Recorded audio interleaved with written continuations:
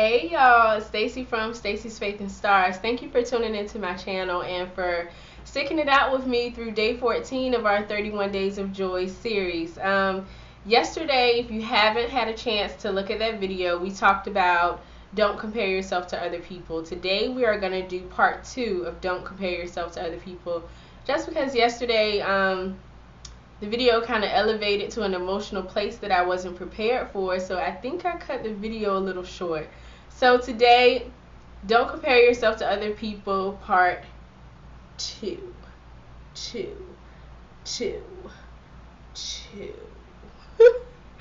Okay, don't compare yourself to other people because God created you in His image. He created you as a masterpiece. He has molded you. He has made you. And He cares so much about you that He knows every single hair on your head. And He's numbered them. He knew you before He even formed you in your mother's womb. And He has a designated end for you to prosper you and not harm you. And I just think that's so great. So wonderful that the one true living God that we serve is so astoundingly magnificent that He numbered every single hair on our head. So in that sense, you shouldn't compare yourself to other people because the great God that we serve has created us specifically with something in mind. So when you compare who you are uniquely to someone else's uniqueness, it kind of discredits God, His creativity, you know? And I just think a lot of times we get caught up in the glitz and glamour of what we see in other people's lives. But if someone was really to be transparent, you would see their struggles. Their struggle may not be your struggle, but it doesn't make their struggle any less valid. And we're all uniquely created to carry our specific load.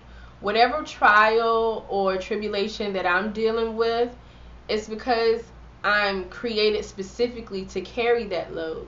And if you're looking at me wanting to be me or wanting something that I have, you may not be built for this. I'm built for this. You're built for your trial. You know what I mean? So think about that. Just think about how no matter what you see somebody else's glitz and glamorous life, there's still trials and there's still tribulations. And I remember T.D. Jakes, a message I heard from him a long while back, how he talked about somebody met him and they were saying, "Oh, I want your anointing." And he was like, "Do you really know what you're saying? Do you know what it took for me to get this anointing? What it takes for me to keep this anointing?" And I just think a lot of times we see somebody else's middle or end. Thank you, Maurice. I got your Facebook comment, and he talked about comparing other people's middles to your beginning.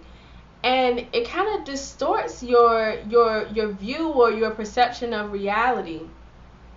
So just keep in mind, like, when you compare yourself, you kind of disrespect God. And your reality is distorted because you don't realize that that person is built specifically to carry the load in which they bear. So I hope this helps you. Be blessed, and remember, let your faith empower you to reach for the stars.